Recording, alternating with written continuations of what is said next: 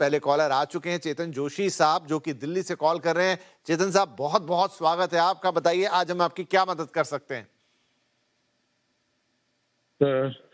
मेरी क्वेरी थी कि मैंने अभी तक सारे जितने इन्वेस्टमेंट या सेल्फ यूज के लिए प्रॉपर्टी खरीदी है वो फ्लैट्स थे। और मैं पहली बार जमीन खरीदना चाह रहा था प्लॉट के फॉर्मेट में। और मैं दिल्ली रहता हूँ, तो आसपास के एरिया में नोएडा मेरे को इंटरेस्टिंग लोकेशन लगी जहाँ पे मैं ये प्रॉपर्टी दे सकूँ। मैंने यमुना एक्सप्रेसवे के येडा प्रोजेक्ट में भी अप्लाई किया, पर लॉटरी में मेरा नंबर आया नहीं। तो फिर मैंने यहाँ के प्राइवेट बिल्डर्स के कुछ ऐड आने लगे थे on Facebook and social media, तो वहाँ से मैंने पिकअप किया। ये नियो कासा करके एक बिल्डर हैं जिनका प्रोजेक्ट है ओम एनक्लेव करके। ओम एनक्लेव 5 में अभी उनके प्लॉट से निकले हैं। तो मैंने वहाँ जाके ये लोकेशन देखी। लोकेशन देखने के बाद में I was not fully convinced. मेरे को राय चाहिए थी कि do you see this builder worthy and to go ahead with this investment or not? जरूर सर, पहले तो आपको बहुत बहुत बधाई कि आप वक्त वक्त पे रियल एस्टेट में इन्वेस्ट करते रहें और आपको अच्छा लाभ हुआ होगा, तभी आपने कहा कि अब मैं एक और इन्वेस्टमेंट करना जा रहा हूं। हाँ, अंदर इतना है कि अब तक आपने फ्लैट्स लिए और ये आपके लिए पहला मौका है जब आप एक प्लॉट में इन्वेस्ट करना चाह रहे हैं। ओम एनक्लेव 5 लोकेशन है ग्रेटर नोएडा की, और बाकी डिटेल्स आपने बताया। अब असलम जी से हम ये समझते हैं जो आपका मूल प्रश्न है कि क्या ये वर्दी है इन्वेस्टमेंट के लिए। असलम सर तो पुराने निवेशक हैं, अब बस अपना फॉर्मेट बदल रहे हैं आप कि अब ये फ्लैट से प्लॉट की तरफ जा रहे हैं। तो जो प्रोजेक्ट इन्होंने चुना है, जो फैसला ये ले रहे हैं, जो टाइमलाइन, डेडलाइंस, कीमत, आधार और लोकेशन सब कुछ है, क्या इन्हें आगे बढ़ना चाहिए? देखिए, ग्रेटर नोएडा का अभी हम एक्चुअली थोड़े दिन पहले हमने देखा है कि अभी जेवर एयरपोर्ट भी एक्चुअली ऑपरेशनल हो गया है। तो ओवरऑल ग्रेटर नोएडा को एज अ लोकेशन काफी फायदा होने वाला है, इसमें कोई दो राय नहीं है। और आने वाले टाइम में उस पूरे एरिया का एप्रिसिएशन काफी तेजी से होगा, कमर्शियलाइजेशन होगा। और एज इट इज जो भी गुड़गांव में जैसे कहते हैं ट्रिकलिंग इफेक्ट जो गुड़गांव ने देखा है, उसका इफेक्ट एक्चुअली नोएडा में ऑलरेडी हो गया है, नोएडा एक्सटेंशन। तो ग्रेटर नोएडा में डेफिनेटली फ्यूचर काफी ब्राइट दिखता है मुझे। आपका रही बात आपकी कि आप अभी तक फ्लैट्स देख रहे थे और अभी आपने देखा, तो ये तो मैं समझता हूँ कि आप अच्छे इन्वेस्टर्स हैं और आप बड़े नब समझते हैं मार्केट की। तो मुझे लगता है जो आपने बोला कि आपने वो लॉटरी सिस्टम में भी डाला था पर नहीं लगा, तो इस बात के लिए आप कन्विंस है कि अब जमीन पे भी डालना चाहिए। और जमीन हमेशा से अच्छा पैसा देके जाती है बस फ्लैट्स के। आपका जो एप्रिसिएशन होता है वो जमीन में काफी अच्छा हो जाता है। एक दो बात छोड़ दीजिए जो हमने गुरुग्राम वगैरह में देखा है। तो पर मुझे लगता है इसका फ्यूचर काफी ब्राइट है। जो आपने सोचा है कि प्लॉट्स में लेना है, तो डेफिनेटली मैं आपको इंकरेज ही करूंगा कि आपको प्लॉट्स में ले लेना चाहिए। जहां तक बात रही है न्यू कासा की, ओम एनक्लेव की, तो ये डेवलपर्स एक्चुअली स्पेशलाइज्ड हैं अपने प्लॉटेड प्लॉट्स के लिए, और सॉरी गेटेड प्लॉट्स करते हैं ये लोग। और उसको फिर उसमें रोड्स और बाकी का इंफ्रास्ट्रक्चर डाल के ये लोग बेचते हैं। इनका एक्चुअली ओम एनक्लेव 4 काफी सक्सेसफुल भी रहा था। इसके अलावा भी इन्होंने काफी different different area greater Noida के ही डेवलपर्स हैं और ग्रेटर नोएडा में ही काम करते हैं। तो मेरी तरफ से कोई नेगेटिव कमेंट नहीं है उनके बारे में। आप डेफिनेटली उनके साथ जा सकते हैं क्योंकि प्रूवन ट्रैक रिकॉर्ड है।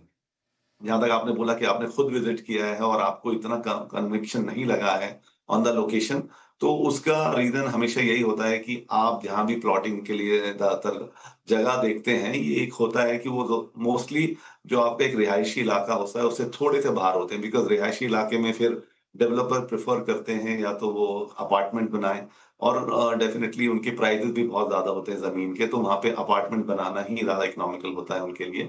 तो हमेशा से प्लॉटिंग का जब आप लेते हैं तो बड़े बड़े डेवलपर का भी अगर आप देखें, तो जैसे अगर महाराष्ट्र का एग्जांपल देता हूँ कि गोदरेज वगैरह यहाँ पे प्लॉटिंग करते हैं, लेकिन अगर आप उनकी लोकेशन देखेंगे प्लॉटिंग की जाके, तो आप समझेंगे कि अरे ये गांव के आसपास है यहाँ। तो वो एक फैक्टर रहता है जो आपको हमेशा ध्यान में रखना चाहिए। इसलिए जो अपना एक रेप्यूटेड डेवलपर या जिनका ट्रैक रिकॉर्ड अच्छा है वहीं जाना चाहिए। तो आपने ये देख लिया है, इसके लिए मेरे लिए कोई नेगेटिव नहीं है। मैं आपको डेफिनेटली इसके लिए एनकरेज करता हूँ। मेरी दूसरी राय ये रहेगी आपके पास कि अगर थोड़ा सा भी डाउट है मन में, तो रियल एस्टेट में आगे नहीं बढ़ना चाहिए। आप उसके लिए एक अच्छे कंसल्टेंट, जो रियल एस्टेट कंसल्टेंट हैं काफ़ी एनसीआर में, किसी की भी एक अच्छी सेवा लेके आप उस एरिया में और थोड़े से प्लॉटिंग जो प्रोजेक्ट्स हैं उसमें देख सकते हैं। देन एक आप इन्फॉर्म डिसीजन ले सकते हैं। राइट तो चेतन जी, दोनों ही सलाह बहुत अच्छी हैं जो यहाँ पर असलम साहब दे रहे हैं। प्राइमरली आपने पूछा तो बाकी चीज़ें अच्छी हैं, यू कैन गो हेड, लेकिन फिर भी मन में अगर डाउट आता है तो उसका एक ही तरीका रहता है कि जब भी आप इतना बड़ा इन्वेस्टमेंट कर रहे हैं, खास तौर पे ज़मीन का मामला, आप थोड़ा सा अगर एक लीगल एडवाइस भी उसमें साथ में जोड़ लेंगे, 1000, 1200, 1500, 2-2500, इससे ज़्यादा खर्च नहीं आएगा, क्योंकि आप लाखों रुपए इन्वेस्ट करने जा रहे हैं, तो वो आपको थोड़ी एक मेंटल पीस की तरफ ले जाएगी। अदरवाइज उन्होंने अपनी सलाह दे दी, जितना उनके नेटवर्क में उनको मिला है कि चीज़ें सब क्लीन है, अच्छी हैं, बट स्टिल आपकी मन की शांति के लिए या मेंटल पीस के लिए आप लीगल राय भी ज़मीन के मामले में ज़रूर ले सकते हैं। आगे बढ़ते हैं, अगले कॉलर है मिस्टर गौरव कामते और कॉल आ रही है सोलापुर महाराष्ट्र से। गौरव साहब, बहुत स्वागत है आपका, बताइए क्या सवाल है आज। मेरा सवाल ये है कि पुणे में 40 लाख से 45 लाख तक कौन सा इन्वेस्टमेंट ऑप्शन अच्छा रहेगा, ओपन प्लॉट या फ्लैट? ओके, 40 से 45 लाख रुपए आप इन्वेस्ट करना चाहते हो। अब आप कह रहे हो कि ओपन प्लॉट ले लूं या फ्लैट ले लूं, राइट? हाँ, यस। ठीक है असलम सर, पुणे का मामला है और कह रहे हैं या तो 45 लाख का प्लॉट दिला दें या कोई फ्लैट दिला दें। देखिए, दोनों उसमें ही सलाह ये है कि अगर इन्वेस्टमेंट फर्स्ट टाइम कर रहे हैं और थोड़ा एक्सपीरियंस कम है, तो मैं आपको फ्लैट के ही लिए ऑप्शन दूंगा, क्योंकि एक अच्छे डेवलपर के साथ आपको अगर प्लॉटिंग के लिए भी जाना है, जो कि काफी अच्छे रेप्यूटेड डेवलपर्स पूना में कर रहे हैं, जिसमें गोदरेज भी वन ऑफ द डेवलपर है, फिर किरसाला ग्रुप है जो कर रहे हैं।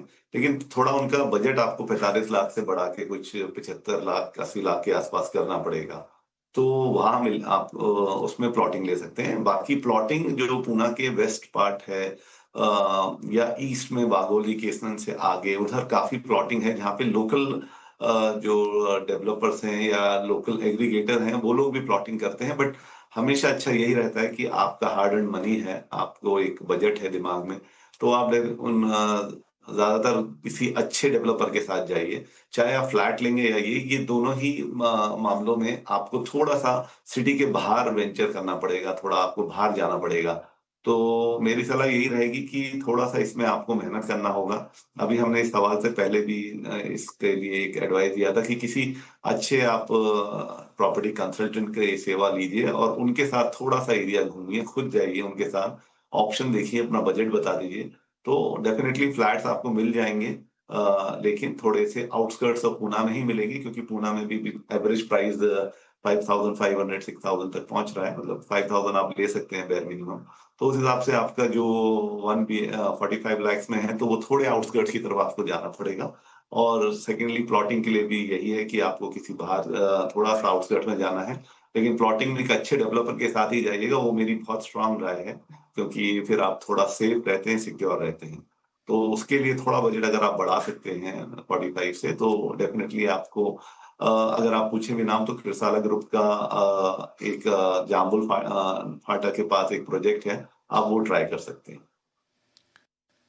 राइट तो ये बात हो गई विस्तार के साथ कि अगर आपको पुणे के अंदर एक 40-45 लाख का निवेश करना है तो आपको फ्लैट लेना चाहिए, जमीन लेनी चाहिए। और अगर दोनों ही ऑप्शंस की डिटेलिंग यहाँ पर असलम साहब ने आपको करके दे दी है कि किस में क्या फायदा नुकसान है, क्यों, किस बजट में क्या लेना चाहिए और क्या क्या ऑप्शंस आपके पास पुणे में मौजूद हैं।